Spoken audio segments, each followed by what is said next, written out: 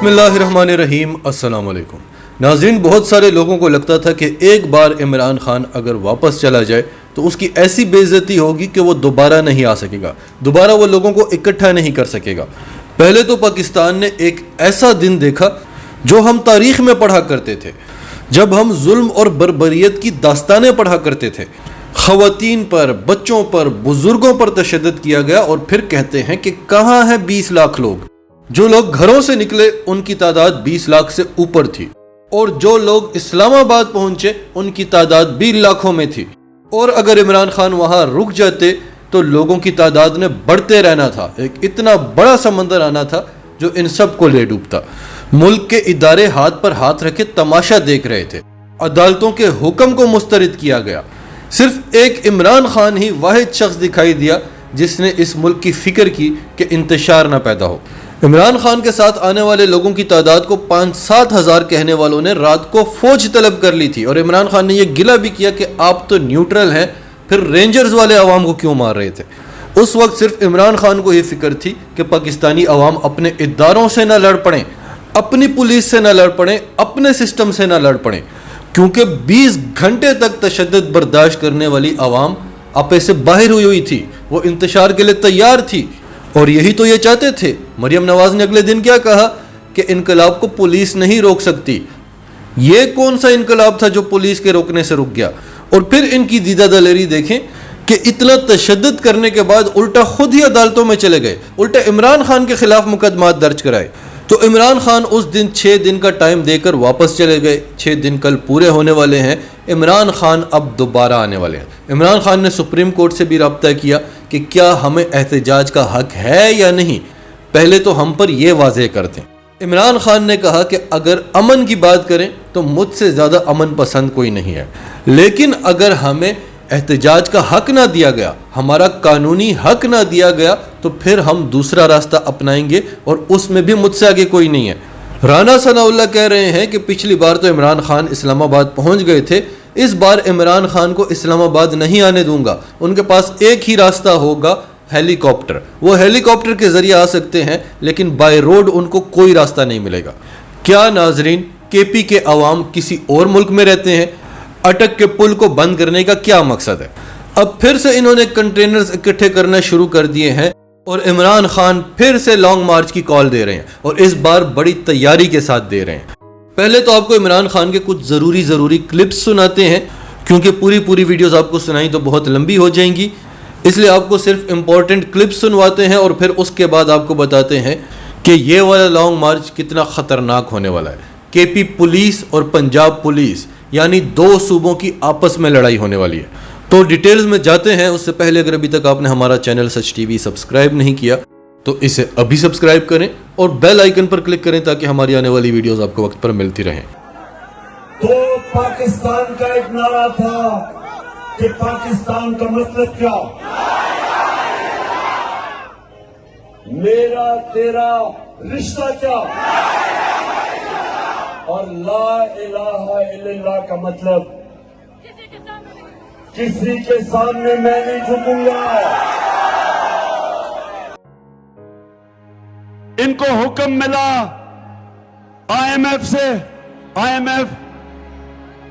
F کے اوپر امریکہ کا کنٹرول ہے، انہوں نے کہہ کے قیمت بڑھائی، اور اس امپورٹڈ حکومت نے جو ہم نے روس کے ساتھ 30% کم تیل لینے کا معاہدہ کیا تھا، وہ انہوں نے ختم کیا۔ ہندوستان روس سے سستا تیل منگوا کے انہوں نے 25 روپے پاکستانی پٹرول اور ڈیزل کی قیمت کم کی، اور انہوں نے 30 روپے بڑھا دی۔ یہ ہے ہندوستان آزاد ہے، یہ غلام ہے، اور ہم ان غلاموں کو کبھی قبول نہیں کریں گے۔ یہ وہ کام کریں گے جو امریکہ سے حکم آئے گا، روس سے سستا تیل بھی نہیں لینے دیں گے، آئی ایم ایف کے کہنے پہ قیمتیں بھی بڑھائیں گے، ہندوستان سے سمجھوتا کر کے کشمیریوں کو بیچیں گے۔ کشمیریوں نے جو قربانی دی उसको बेचेंगे, हिंदुस्तान से ये समझौता करेंगे कश्मीरियों के खून के ऊपर, इसराइल को भी ये तस्लीम करने जा रहे हैं। एहतजाज से ये सनाउल्लाह और ये बुज़दिल जालिम लोगों ने क्या किया, इस बारी फिर से मैं कह रहा हूं, हम तैयारी करके निकलेंगे। हमें हमारा हक न दिया गया, क्योंकि मैं चाहता हूं कि आपने सबको, जो मैं अभी आपके सामने बातें करूंगा, आपने इसको जिहाद समझना है, क्योंकि ये जंग है आपकी इस कौम की हकीकी आजादी की। हमने इस वक्त सही माने में इस वक्त का मुकाबला ना किया जो हमारे ऊपर बैरूनी साजिश के तहत जो हमारे ऊपर आ गया है। तो मैं आज आप सबको और वकला को खास तौर पे ये कहना चाहता हूं कि हमारी आने वाली नस्लें हमें माफ नहीं करेंगी। ये जो पीछे शॉट्स हैं लोगों के आप देख रहे हैं, मैंने आपके साथ वकला के साथ मैंने मुशर्रफ के जो वकला तहरीक जो आजाद रजियाती तहरीक थी उसमें मैंने शिरकत की पूरी, मुझे जेल में भी डाला गया 8 दिन। मैं आपको यकीन से कहता हूं कि किसी वो करीब भी नहीं आती जो बर्बरियत इन्होंने की है, जो जुल्म इन्होंने किया है। मुशर्रफ की डिक्टेटरशिप पे जब वो तहरीक चल रही थी, मैंने नहीं ये देखा, ये जो इन्होंने किया है। और जिस तरह इन्होंने घरों में औरतों से जो इन्होंने किया, और चलिए आप औरत पुलिस को कह के औरतों से और औरतों का हैंडल करें, आप मर्द पुलिस वालों ने जाके औरतों से जिस तरह किया है वो सारी, अब तो आहिस्ता आहिस्ता हमारे पास मटीरियल आता जा रहा है। हमें तो शुरू में खुद नहीं पता था कि कोई भी इतना नीचा गिर सकता। तो इन्होंने लोगों को मारा, टीयर गैस शेलिंग की, इन्होंने 35,000 टीयर गैस शेल्स इस्तेमाल किए। उनमें ऐसे शेल्स थे, और हमारे पास है वो शेल जो कभी भी आप ये इस्तेमाल करते हैं अपने शहरियों के ऊपर, वो दहशतगर्दों के ऊपर इस्तेमाल होते हैं। इन्होंने वो शेल इस्तेमाल किए। और इंशाअल्लाह चारसदा नौजवानों और मेरे कारकुनों, अभी से तैयारी करो। शाबाश। और इस बार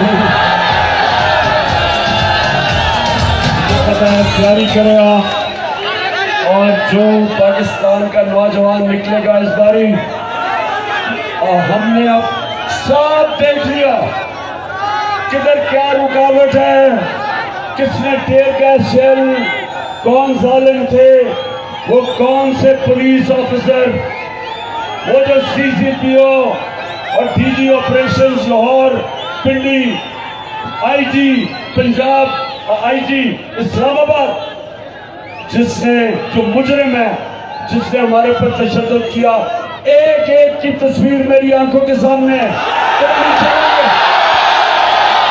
तुम्हारा वक्त आएगा और इंशाअल्लाह इस बारी मॉडल टाउन के अंदर राना सनाउल्लाह 14 लोगों के कत्ल किया आपने, 70 लोगों को गोलियां मारी, आप बच गए इसलिए कि एक माफिया बैठा हुआ है जो आपको बचाता है।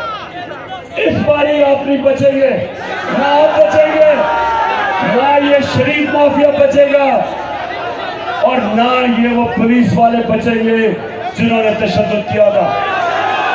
तो नाजरीन, क्लिप्स आपने सुने।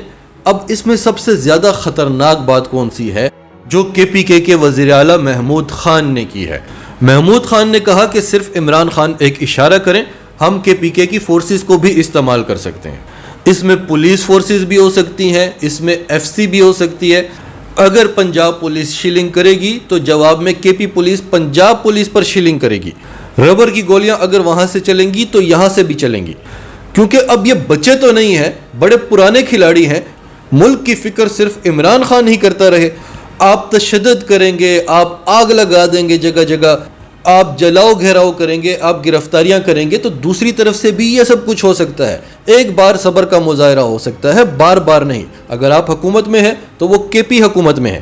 اگر پنجاب کی حکومت آپ کے پاس ہے تو کے پی کے کی حکومت ان کے پاس ہے. اگر آپ حکومت میں ہو کر پنجاب کی پولیس کا استعمال کر سکتے ہیں تو وہ کے پی کے کی حکومت میں ہو کر کے پی کے کی پولیس کا استعمال کر سکتے ہیں. اگر آپ حکومتی مشینری کا استعمال کر سکتے ہیں تو وہ بھی اپنی حکومتی مشینری کا استعمال کر سکتے ہیں. تو ہوگا تو وہاں سے بھی وہی سب جو یہاں سے ہو رہا ہے. لیکن یہ کرتے ہیں تو سب ٹھیک ہے کیونکہ میڈیا ان کا ہے. عمران خان نے کر دیا تو او ہو میڈیا ایک ہنگامہ برپا کر دے گا. لیکن کیا اس سب سے عمران خان ہاتھ پر ہاتھ رکھ کے بیٹھے دیکھتا رہے گا؟ کیا عمران خان نے اس سے پہلے کبھی ہار مانی ہے؟ کیا آج سے پہلے اسے ڈرا دھمکا کے ہرایا جا سکا ہے؟ یہ کام امریکہ نہیں کر سکا, محمد بن سلمان نہیں کر سکا, مودی کو اس کے سامنے گھٹنوں پر آنا پڑا.